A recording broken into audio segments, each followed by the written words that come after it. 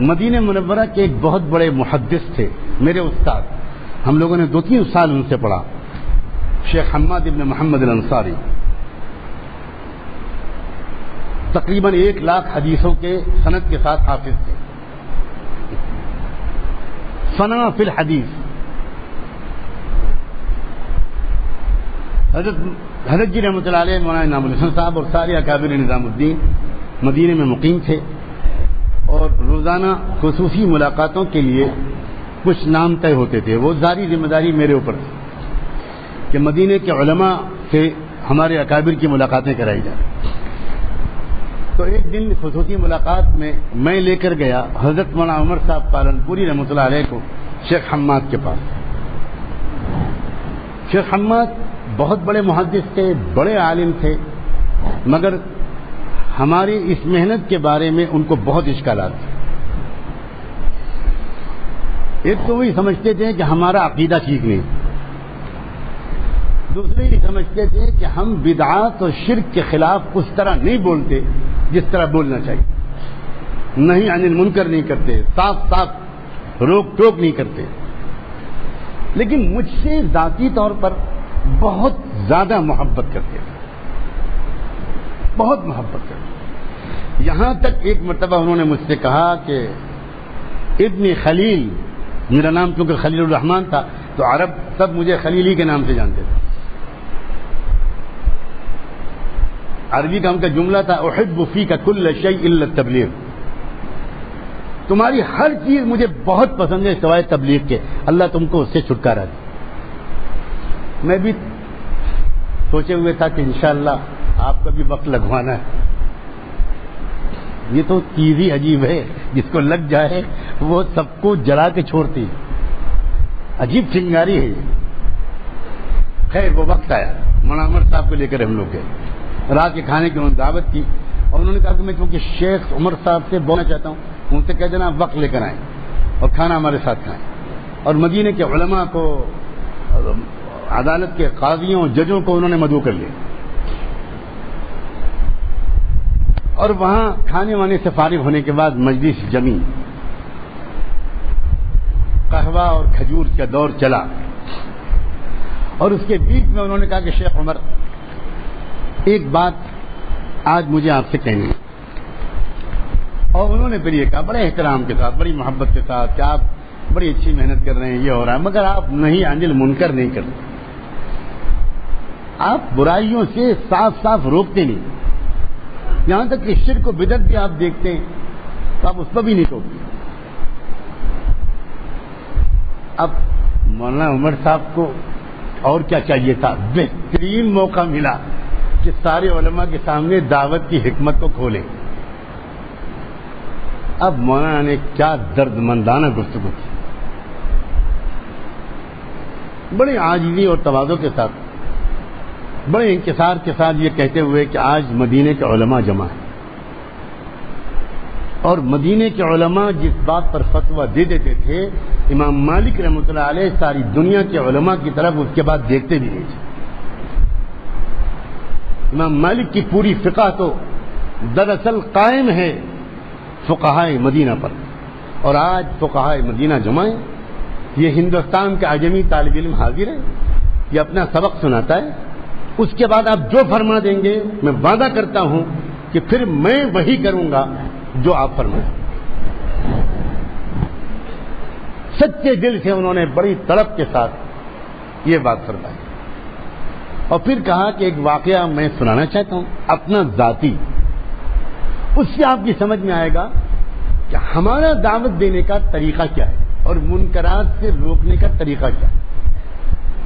ہم یہ نہیں کہتے کہ یہی ایک طریقہ ہے، لیکن ہمارا طریقہ کیا ہے اس کی وضاحت کرنا چاہتا ہوں۔ تو وہ شیخ حماد بولے حدث ولا حرج، یعنی اطمینان سے گفتگو کی گئی، جتنی تفصیلی گفتگو کر سکیں کریں، ہم سب ہمتن گوش ہیں۔ پھر مولانا نے اپنا ایک واقعہ سنایا کہ ایک بار حضرت جی رحمۃ اللہ علیہ مولانا یوسف صاحب نے اچانک مجھے بلایا، کہا مولی عمر اجمیر میں عرس چل رہا ہے، تو ایک جماعت لے کر ذرا وہاں چلے جاؤ۔ تو مولانا عمر صاحب نے اس وقت کہا کہ میں تو سوچنے لگا کہ ابھی کچھ دنوں سے میں دعا مانگنے لگا ہوں اللہ اپنے راستے کی موت نصیب پر، لگتا ہے قبول ہو گئی۔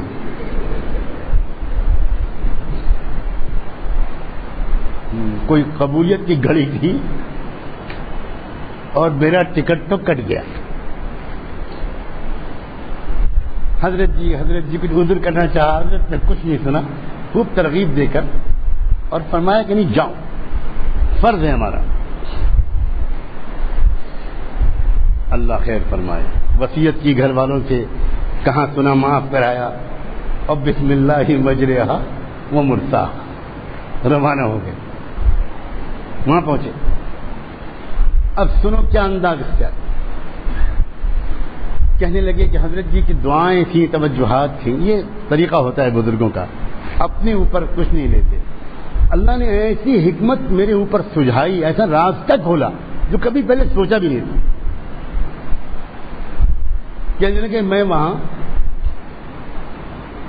صحن میں جہاں مزار ہے حضرت خواجہ معین الدین چشتی رحمۃ اللہ علیہ کا، اس کے باہر صحن میں ایک کونے میں رومال ڈال کے اپنا چہرہ ڈھک کے اور بیٹھ گیا، اور میں اللہ کی طرف متوجہ ہو گیا، روتے روتے میرا برا حال، دعائیں کر رہا ہوں، اللہ بھیج دیا حضرت جی نے، میں کیا کروں، کیسے کروں یا اللہ، کس طرح یہاں پر بات شروع کروں، کیسے بات کروں، کیا ہوگا یہاں۔ خوب اللہ سے خوب مانگا، اللہ تعالیٰ نے ایک حکمت دل میں سجائی۔ کہنے لگے میں ایک دم سے میں نے اپنا رومال ہٹایا اور اٹھا، اور روتے روتے میری آنکھیں لال ہو چکی تھی، اور میں نے زور سے نعرہ لگایا، جو خواجہ کی ولایت کا قائل ہو آگے آ جائے، جو خواجہ کی ولایت کا قائل ہو آگے آ جائے، جو خواجہ کی ولایت کا قائل نہ ہو باہر نکل جائے۔ سب لوگ سمجھے کوئی بہت بڑا پیر ہے، اس مرتبہ کا آنا وصول، اللہ جی نے بغداد شریف سے آیا ہے کہ کہاں سے آیا ہے، یہ کوئی بہت بڑا پیر ہے۔ اور پھر میں بیٹھ گیا نعرہ لگا کے، اور پھر تھوڑی دیر کے بعد پھر اسی طرح میں نے نعرے لگائے، اور میں نے جب دوبارہ دیکھا تو پتہ چلا 50-60 لوگ بیٹھے اور باقی لوگ کھڑے، پھر لگے۔ اور اس کے بعد پھر میں نے اس کے بعد لوگوں سے کہا، او خواجہ کے چاہنے والوں، ایک بات بتاؤ، خواجہ کا نام نامی اسم گرامی کیا تھا؟ بڑے جلال کے ساتھ، جلال کے ساتھ بولنا یہ علامت ہے پہنچے ہوئے ہونے کی۔ جتنی زور سے ڈانٹو گے سمجھیں گے پیر صاحب اتنے ہی بڑے، اور جتنے اکرام سے بولو گے، اخلاق سے بولو گے، نہیں یہ بیچارہ زید عمر بکر ہے۔ سب بزنس کے سیکرٹس ہیں۔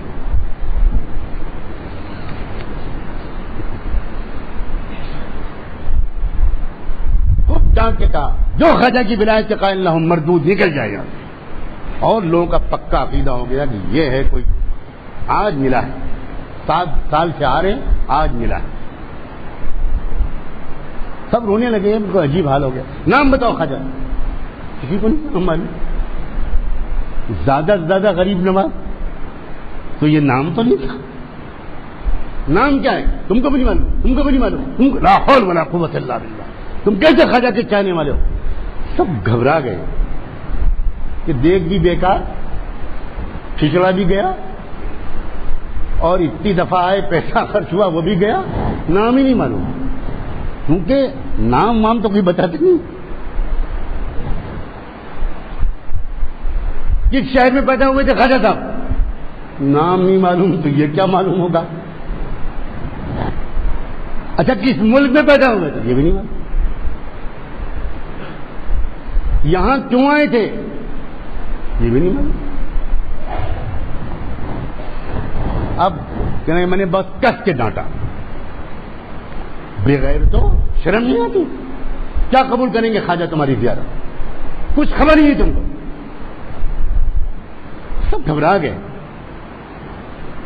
اس کے بعد میں نے کہا جو خواجہ کو جاننا چاہے، جو خواجہ سے اپنے لو لگانا چاہے، محبت کرنا چاہے، خواجہ کے سکھائے ہوئے راستے پر چلنا چاہے، ہمارے ساتھ رہو کچھ دن، ہم بتائیں گے خواجہ کون تھے۔ سمجھ گئے؟ ہو گئی تشکیل۔ نہ نام تبلیغ کا آیا، نہ دعوت کا آیا، نہ تے نہ دال، نہ گشت کی گاف، کچھ نہیں۔ اب تیار ہوں گا، ہاں ہم بھی چلیں گے، ہم بھی چلیں گے، ہم بھی رہیں گے، بتائیے صاحب۔ اور ایک 8 10 15 آدمی تیار ہو۔ تو انہوں نے کہا بھائی یہاں تو ہے بہت بھیڑ، ہر وقت آ رہے ہیں، سکون سے بات ہی نہیں کر پائیں گے، اب کوئی اور مسجد بتاؤ چلیں وہاں۔ ان کا ہم لے چلتے ہیں، آپ چلیے وہاں۔ اب تھوڑی دور پر ایک مسجد تھی، وہاں پہنچ گئی جماعت، کسی کو پتہ نہیں یہ تبلیغی جماعت والے سب باہر تھے۔ اب وہاں ہم نے نہ فضائل کی کتاب کھولی، نہ گشت کا گاف بولا، یہ علماء سے سنا رہے کارگزاری مناورتا۔ ہم نے وہاں پر خواجہ کی تاریخ اور سوانح سنانی شروع کی، بیان کرنا شروع کیا۔ معین الدین نام تھا، سجستان کے رہنے والے تھے، افغانستان کے علاقے کے تھے، ان کے والد کا یہ نام تھا، ان کے دادا کا یہ نام تھا، ان کے شیخ کا استاد کا یہ نام تھا، ان کے شیخ کا یہ نام تھا۔ ان کو اس طرح حکم دیا گیا کہ سرزمین ہندوستان میں جا کر توحید پھیلاؤ، اللہ کے بندوں کو دعوت دو کلمے کی۔ وہ اس حکم پر آئے اور پھر یہ قربانیاں دیں، پھر یہ قربانیاں دیں۔ پھر پرتھوی راج چوہان، اس نے اس طرح ستانے کی کوشش کی، اس طرح توہین کی، اس طرح کیا۔ پورا واقعہ ان کی جو صحیح تاریخ تھی وہ سنائی، اور سناتے رہے اور کہنے لگے میں نے کئی دن تک تو پہلا نمبر ہی بیان کیا۔ سمجھ گئے ہوں گے آپ کہ خواجہ نے یہ سکھایا، لا الہ الا اللہ سکھایا، اس ملک میں کلمہ انہوں نے پھیلایا، محمد الرسول اللہ انہوں نے سکھایا، یہ خواجہ کے ذریعے سے اس ملک کے اندر یہ کلمہ آیا۔ اور اس کے بعد میں نے دوسرے تیسرے دن چوتھے دن پھر میں نے خواجہ نے اس ملک میں نماز سکھائی، خواجہ نے نماز پھیلائی، پھر نماز کے فضائل، نماز کے مسائل، نماز کا طریقہ، نماز کے مسائل، نماز پر ملنے والا اجر، نماز کیسے پڑھی جائے، خوب جم کر خواجہ اس طرح نماز پڑھتے تھے، پڑھو نماز۔ اب سب اچھی سے اچھی نماز پڑھنے لگے۔ اب میں سوچنے لگا اللہ کب تک یہ راز چھپا رہے گا، یہاں تک کہ میں نے پورے 40 دن ان کے گزروا دیے 6 نمبر سکھانے میں، اور یہی بتا کر کہ خواجہ نے یہ سکھایا، خواجہ نے یہ سکھایا، خواجہ نے یہ سکھایا، خواجہ نے یہ سکھایا۔ اس کے بعد 40 دن کے بعد میں سوچنے لگا کہ ابھی کچھ دن اور زندہ رہنا ہے، اب یہ امانت لے جا کے حضرت جی کو واپس کرو۔ واپس آئی جماعت، نظام الدین مرکز میں سیدھے نہیں گئے، درگاہ کے پاس کہیں ٹھہرے، اور پھر جا کر حضرت کے پاس کہا کہ حضرت یہ سب کارگزاری سنائی اور کہا اتنا ہو گیا، اللہ کا بہت کرم، لیکن ابھی ان کو اور آگے کچھ نہیں پتا ہوگا تو پھر کیا ہوگا یہ مجھے نہیں پتا، لیکن ابھی ان کو کچھ نہیں پتا۔ لیکن نماز اچھی ہو گئی، وضو اچھا کرنے لگے، رونے لگے، اخلاق سیکھنے لگے، کایا پلٹ ہو گئی ان کی۔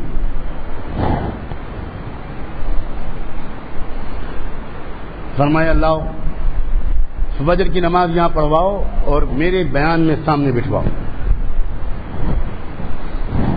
اور اللہ کی طرف متوجہ ہو کر دعا مانگو۔ مولانا عمر صاحب نے کہا کہ اب کیا کریں، حضرت جی کا حکم تھا، لائے، بٹھایا اور ان سے کہا کہ دیکھو کوئی بات سمجھ میں نہ آئے تو بولنا مت بیچ میں، بعد میں ہم تم نپٹیں گے نا، ہم لوگ سب خواجہ کے ہیں۔ ہاں مولوی جی بالکل ٹھیک۔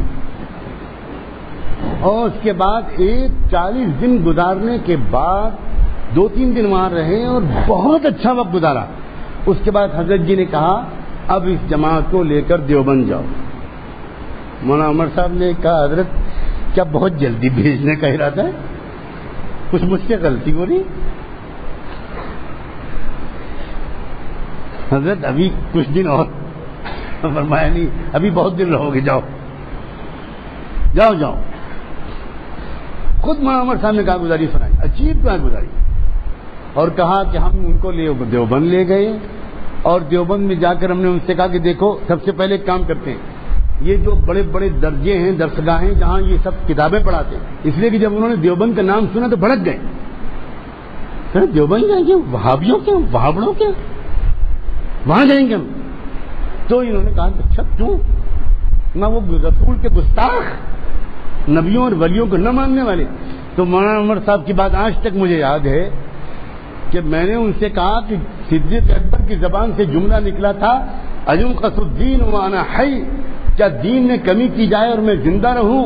لوگوں, اللہ کے رسول نبیوں اور ولیوں کی شان میں گستاخی کرنے والے دنیا میں زندہ رہیں, دنیا میں گستاخیاں کرتے رہے, ہم لوگ زندہ رہیں, کرو, یا ہم زندہ رہیں گے یا وہ زندہ رہیں. آپ بڑے خوش, ہاں یہ ٹھیک. لاٹھیاں لی, وہ بڑی بڑی لاٹھیاں لے کر دیوبند گئے, اور وہاں انہوں نے کہا کہ ہر درجے میں چلنا ہے اور چپکے سے چلنا ہے, پیچھے بیٹھ کے سبق سننا ہے, اور اگر کوئی گستاخی کا کلمہ زبان سے نکلے تم مت بولنا, میں کام تمام کر دوں گا.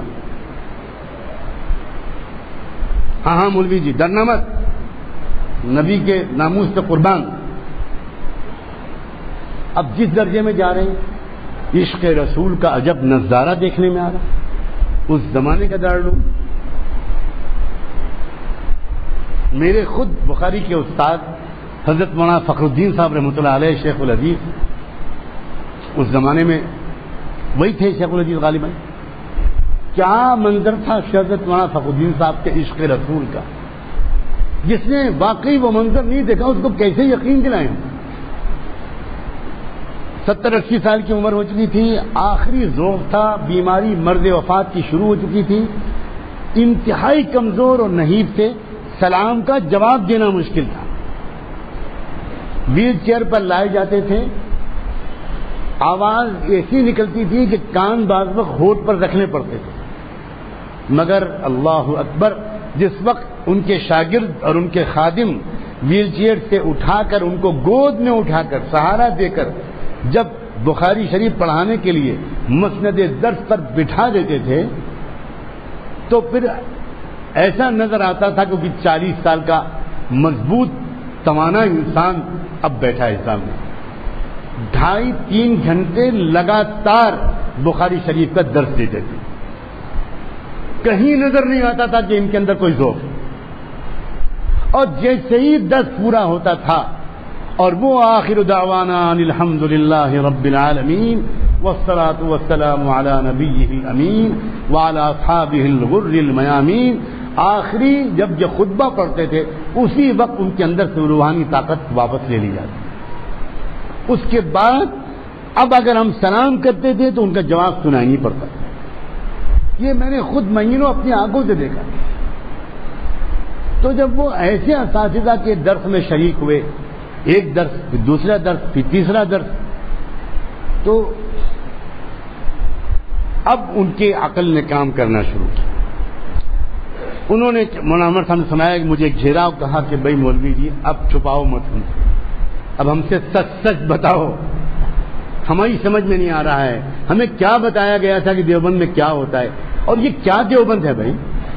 یہاں کے اساتذہ چھوڑو, یہاں کے جو گیٹ کیپر ہیں اور جو باورچی روٹی پکاتا ہے وہ بھی تہجد پڑھتا ہے, 10-10 ہزار مرتبہ درود شریف پڑھتے ہیں یہ لوگ 24 گھنٹے. یہ کیا لوگ ہیں بھائی, ہمیں کیا بتایا گیا. تو مولانا عمر صاحب نے سنایا کہ میں نے ان سے الٹا کہا کبھی جلدی مت کرو, اور جو 2-3 بڑے بڑے باقی ہیں ان کے پاس بھی چلتے ہیں, پھر بات کریں گے. جب سب بات ہو گئی اور تب میں نے ان سے کہا کہ دیکھو بھائی اب صاف سن لو, اللہ جانے تم لوگوں کو کیا بتایا گیا, ہم نہیں جانتے. کن کے بارے میں بتایا گیا ہم نہیں جانتے. یہی مسلک دیوبند ہے, یہی دیوبند ہے, یہی دیوبندیت ہے, اور ہم سب یہیں کے پڑھے ہوئے ہیں, یہیں کے پلے ہوئے ہیں. اب بھائی تمہارا جو جی چاہے وہ کرو. اب بات صاف ہو گئی. تب مولانا عمر صاحب نے ان سے کہا کہ جواب ان کا حضرت کیا تھا, شیخ حماد اور دیگر علماء مدینہ, ان کا جواب کیا تھا. ان کا جواب یہ تھا کہ بس جی بہت ہو گیا, اب ہم کو چھٹی دو ان تمام کو جنہوں نے ہم کو جا کر یہ سب بتایا تھا، انہی لاٹھیوں سے ہم کو ٹھیک کریں گے۔ گمراہ کر کے چھوڑ دیا ہم کو، جیسے اچھے اچھے لوگوں سے ہمارا رشتہ توڑ دیا، ہمیں کیا گمراہی میں مبتلا رکھا، ہم سے کماتے کھاتے رہے اور ہمیں کچھ نہیں بتایا۔ تب میں نے ان سے کہا کہ بھائی دیکھو، لاٹھیاں لے کر جاؤ گے، ان کو مارو گے، آپ بتاؤ اگر لاٹھیاں لے کر ہم نے تم کو مارا ہوتا تو آج تمہارا یہ حال ہوتا؟ نہیں بھائی، یہ راستہ اصلاح کا نہیں ہے۔ جس طرح صبر سے، محبت سے، احتیاط سے، حکمت سے ہم نے تم کو حق بتانے کی کوشش کی ہے اور منکر سے روکنے کی کوشش کی ہے، بھائی تم بھی اب اسی طریقے پر اپنے اپنے ساتھیوں کو، گاؤں والوں کو اسی طریقے پر تم اس منکر سے روکو۔ میں یہ سنانا چاہ رہا تھا کہ جب یہ پورا واقعہ ان علماء مدینہ نے سنا اور یہ مولانا نے کہا کہ دیکھیں، منکر کے روکنے کی ایک تدبیر ہم یہ اختیار کرتے ہیں۔ آپ حضرات بڑے لوگ ہیں، آپ کا فتویٰ، آپ کا سکہ پورے عالم میں چلتا ہے، آپ اپنے طریقے پر منکرات سے امت کو روکیں، آپ ہرگز ہرگز ہمارے طریقے کی نقل نہ کریں، لیکن ہمارا طریقہ یہ ہے اب آپ بتا دیں کہ یہ جائز نہ ہو تو ہم چھوڑ دیں۔ اللہ اکبر! علماء کتنے مخلص ہوتے ہیں۔ شیخ حماد زار و قطار رونے لگے، زار و قطار رونے لگے، کہنے لگے آج حق واضح ہو گیا، اور خلیل اگلی بار جب جماعت طلبہ کی نکلے تو 3 دن کے لیے تو میں نہیں نکل پاؤں گا، 24 گھنٹے کے لیے مجھے لے کر جانا، میں خود نکلوں گا جماعت۔ سمجھ میں آ گئی بات؟